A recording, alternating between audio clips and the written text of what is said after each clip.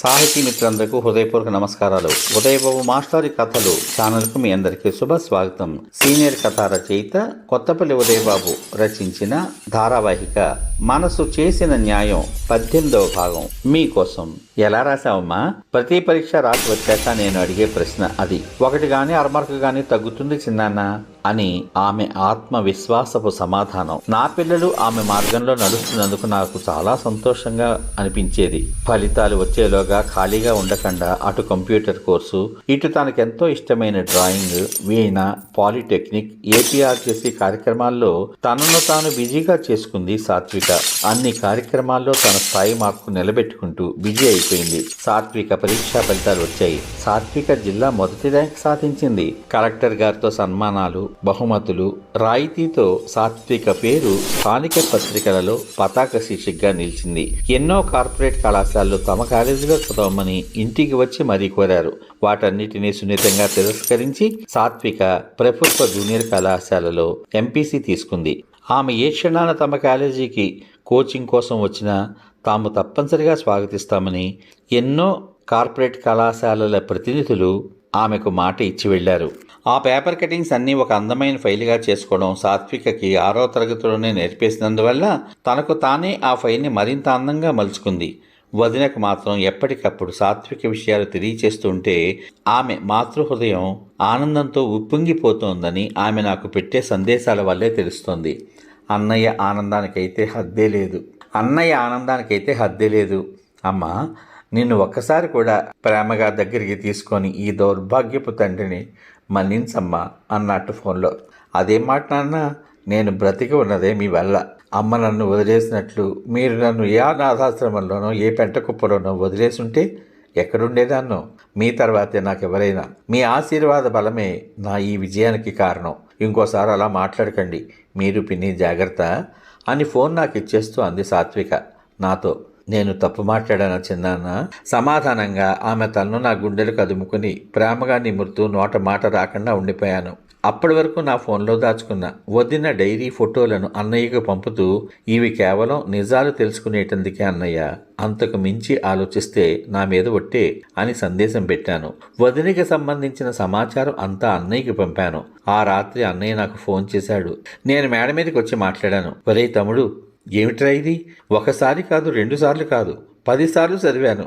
నేను ఎంత తప్పు చేశాను ఇప్పుడు అర్థమవుతోందిరా అని అన్నాడు అన్నయ్య కన్నీళ్లతో. నువ్వు బాధపడతావని ఆ విషయాన్ని నేను పంపలేదన్నయ్య. నువ్వు ఇలా బాధపడతావనే ఆ కాగితాలు నీకు పంపలేదన్నయ్య. నా లాజిక్ నిజమో కాదో నాకు తెలియదు కానీ మీ నిర్మలమైన దాంపత్యంలో మన కుటుంబంలో పూసిన ఒకే ఒక స్వర్ణకమలం సాత్విక. ఆ తర్వాత అనుమానాలతో, అపార్థాలతో మనసులు కలుషితమైపోతే ఆ పుట్టే పిల్లలు అలాంటి లక్షణాలతోనే పుడతారేమో. అన్యోన్య దాంపత్యంగా మలిగిన మీ ఇద్దరికీ పుట్టిన ఒక పరిపూర్ణమైన అనురాగ ఫలం సాత్విక. అందుకే కాబోలు పెళ్ళైన మొదటి సంవత్సరమే ఒక పాపనో బాబునో కనేయండి అంటూ ఉంటారు పెద్దలు అని వదినను నేను హైదరాబాద్లో ఎలా కలిశానో అన్ని వివరాలు అన్నయ్యకి పూర్తిగా చెప్పాను. ఈ విషయాలన్నీ అమ్మకి నాన్నగారికి తెలుసా అడిగాడు వాడు. తెలుసు అన్నాను. నేను చేతులు కాలికిపోయాక ఆకులు పట్టుకుందాం అనుకున్నా, చేతులు కూడా లేవురా నాకు ఇప్పుడు అన్నాడు అన్నయ్య. చూడన్నయ్య, ఓర్పు సహనం గల నువ్వు ఈ వదిలికి చేస్తున్న సేవే. నువ్వు తప్పు చేశాను అనుకుంటున్న తప్పుకి పాప పరిహారం అనుకో. వదిలి కూడా నీతో కాపురం చేయడానికి సిద్ధంగా లేదు. ఆమె బాధ్యత ఆమెకుంది అని ప్రణవసాయి విషయం చెప్పాను.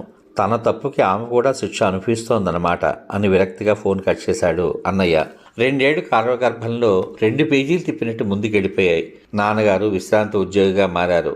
సాత్విక ఇంటర్ 98% మార్కులతో పాస్ అయి ఎంసెట్లో మొదటి 10 ర్యాంకుల్లో నిలిచింది.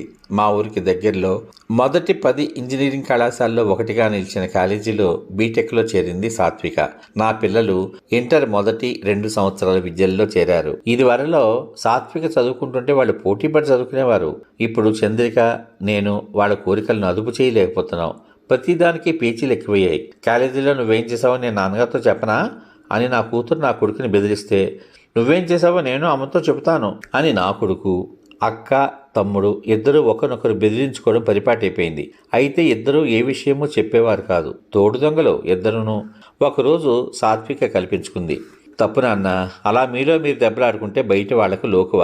అక్కకి నువ్వు తోడు, నీకు అక్క తోడు.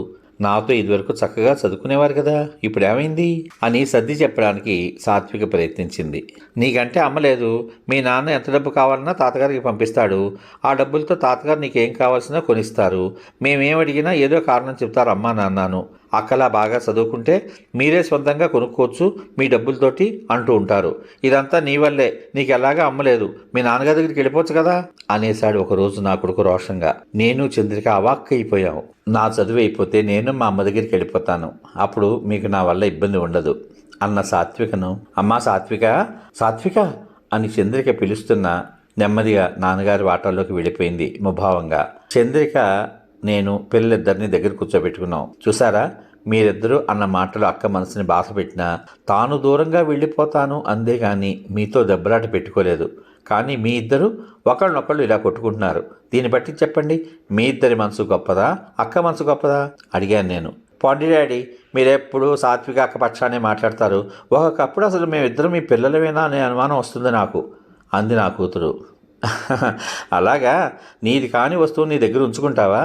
అది ఎవరిదైతే వాళ్ళకి ఇచ్చేస్తావా అడిగింది చంద్రిక. ఒకళ్ళ వస్తువులంటే నాకు చిరాకు. నాది కాని వస్తువు నా దగ్గర అసలు ఉంచుకోను అంది నా కూతురు.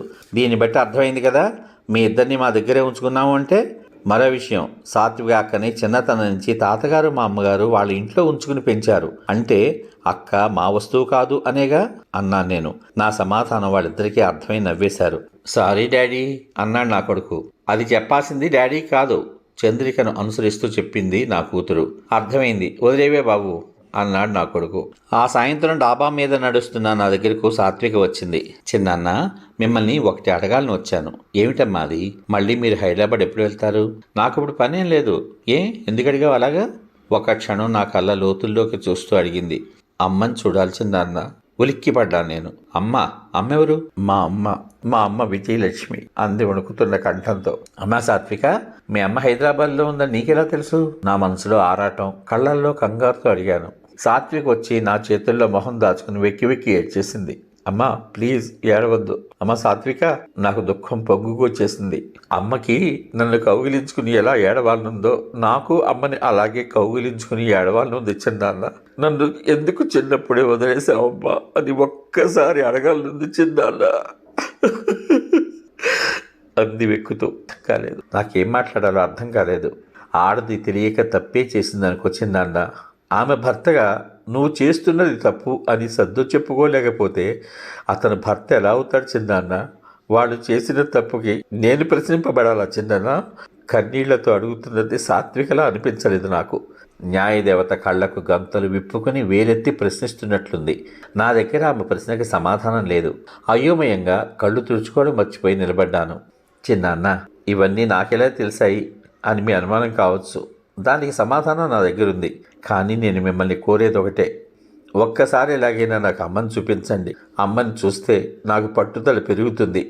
నేను ఖచ్చితంగా ఉద్యోగం సంపాదించుకునేలా చదువుకుంటాను. మీరు ఏం చేస్తారో, తాతగారికి ఏం చెబుతారో మీ ఇష్టం.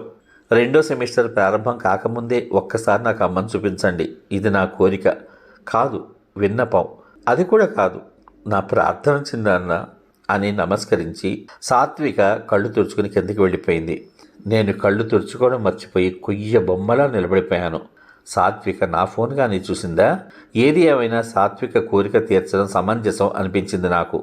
ఇప్పుడు తను చిన్నపిల్ల కాదు, 18 ఏళ్లు దాటి జీవితం పట్ల కొన్ని నిర్దిష్టమైన భావాలు ఏర్పరచుకుంటున్న ఆడపిల్ల. ఆ మాటే చంద్రికతో అన్నాను. ఒకసారి తీసుకువెళ్ళి చూపించండి. 21 రోజులు మీరు హైదరాబాద్ ట్రైనింగ్కి వెళ్ళినప్పుడు పిల్లలు మీకోసం ఎంతగా తల్లడిల్లిపోయారో నాకు తెలుసు. అలాంటిది జ్ఞానం వచ్చాక కన్న తల్లి బతికి ఉందని తెలిస్తే ఆ బిడ్డ మనసు ఎంతగా కుమిలిపోతుందో పాపం. ఏదో ఒక వంకతో తీసుకెళ్ళి వాళ్ళ అమ్మని చూపించండి అని చంద్రికి కూడా నాకు సలహా ఇవ్వడంతో ఆ శనివారం రాత్రి బయలుదేరి వెళ్ళి మళ్ళీ ఆదివారం రాత్రి తిరిగి వచ్చేలా రిజర్వేషన్ చేశాను. వదినతో హైదరాబాద్ వస్తున్నానని, వీలైతే వచ్చి కలుస్తాను అని కూడా చెప్పాను. ఇంట్లోనే ఉంటాను బుజ్జి, తప్పనిసరిగా రా, చాలా ఏళ్ళైంది నేను చూసి అంది వదిన. ఒక స్నేహితుడి కుమారుని పెళ్లికి విశాఖపట్నం వెళ్తున్నానని, సాత్వికను కూడా నాతో తీసుకెళ్తున్నానని అమ్మకు అబద్ధం చెప్పాను. శనివారం రాత్రి బయలుదేరి ఆదివారం ఉదయం నేను సాత్వికతో వదిన వాళ్ళ వీధి మొదట్లో ఆటో దిగాను. పల్లవి మేడంకి ఫోన్ చేశాను. ఆమె వచ్చి సాత్వికని తనతో తీసుకుని లోపలికి వెళ్ళిపోయారు. నేను వదిన వాటా ముందు నిలబడి తలుపు కొట్టాను. వచ్చేసావు బుజ్జి, రా రా రా. అంతా బాగున్నారా? సాయి నాన్న, అంకుల్ని నీ రూమ్లోకి తీసుకెళ్ళు, ఈలోగా నేను కాఫీ పెడతాను అని ఆహ్వానించింది. సాయి నన్ను తన గదిలోకి తీసుకెళ్ళాడు. నేను స్నానం చేసి ఫ్రెష్ అయ్యాను. వదిన కాఫీ ఇచ్చి టిఫిన్ చేయడానికి వెళ్ళారు. సాయి నేను కబుర్లు చెప్పుకుంటూ కూర్చున్నాం. పావుగంట తర్వాత పల్లవి మేడం విజయ అంటూ లోపలికి వచ్చారు. నన్ను చూస్తూనే పలకరించారు. హాయ్ వైభవ్, ఎప్పుడు వచ్చావు? అంతా బాగున్నారా అని అడిగారు ఏమీ తెలియనట్టు. అంతా బాగున్నారు మేడం, మీరెలా ఉన్నారు అడిగాను. వదిన లోపల నుంచి వచ్చారు. విజయ, నేను నీకు చెప్పాను కదా, నా స్నేహితురాలు ఒక ఆమె చిన్నతనంలోనే తన కూతుర్ని వదిలేసి వెళ్ళిపోయిందని, ఆ అమ్మాయి మా ఇంటికి వస్తుంది అని చెప్పాను కదా. నువ్వు కూడా అదే స్థితిలో ఉన్నావు కదా, ఒకసారి ఆ అమ్మాయిని మాట్లాడి ఓదార్చగలవా? ఆ మాట వింటూనే వదిన మొహం వాడిపోయిన పువ్వు అయిపోయింది. అలాగా, తప్పకుండా మేడం, తీసుకురండి. నాకు ఆ అమ్మాయిని చూడాలనుంది. పాపం, తల్లి ప్రేమ లేక ఎంతగా బాధపడుతోందో. నాకు తోచి 4 మంచి మాటలు చెప్తాను. అయితే నువ్వు అలా కూర్చో, మళ్ళీ పనిలోకి వెళ్ళిపోకు, జస్ట్ 2 నిమిషాలు అంటూ మేడం బయటికి వెళ్ళి సాత్వికను లోపలికి తీసుకొచ్చారు. గుమ్మంలోకి అడుగు పెడుతున్న అరవిరిసిన గులాబీలా ఉన్న సాత్వికను చూస్తూనే చివ్వున లేచి నిలబడ్డారు వదిన. వదినను చూస్తూనే సాత్విక కళ్ళల్లో గిర్రున నీళ్లు తిరిగాయి.